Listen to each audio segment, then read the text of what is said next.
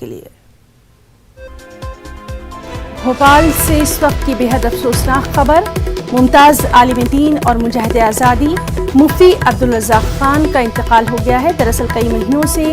مفتی عبدالرزاق خان علیل تھے، جمعیت العلماء کے قومی نائب صدر تھے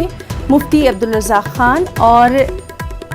نماز ظہر کے بعد ان کی نماز جنازہ ادا کی جائے گی اور بھوپال کے بڑا باغ قبرستان میں انہیں سپرد خاک کیا جائے گا۔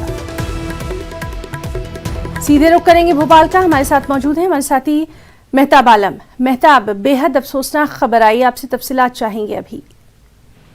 یقینی طور پر مفتی عبدالرزاق، مفتی اعظم مدھیہ پردیش،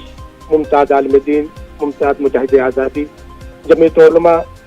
کے قومی نائب صدر تھے، اور پھر بھوپال کا سب سے قدیم جو مدرسہ ہے، مدرسہ عربیہ مسجد ترجمے والی، جہاں پر قرآن پاک کے ترجمے کا کام کیا جاتا تھا، اس کے بانیوں میں تھے، اور ان کی رحلت سے نہ صرف بھوپال بلکہ مدھیہ پردیش اور ہندوستان کی فضا بار ہوئی ہے۔ کئی مہینوں سے وہ مفتی عبدالرزاق صاحب علیل تھے،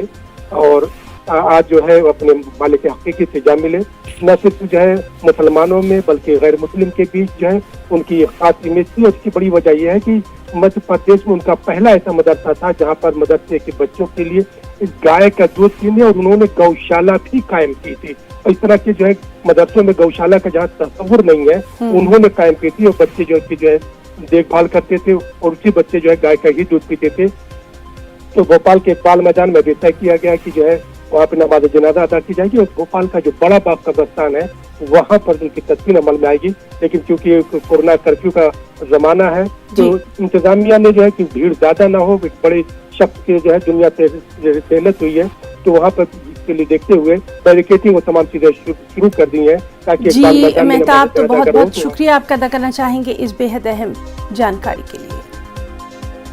تو آج کی تازہ خبر میں فی الحال اتنا ہی، آداب۔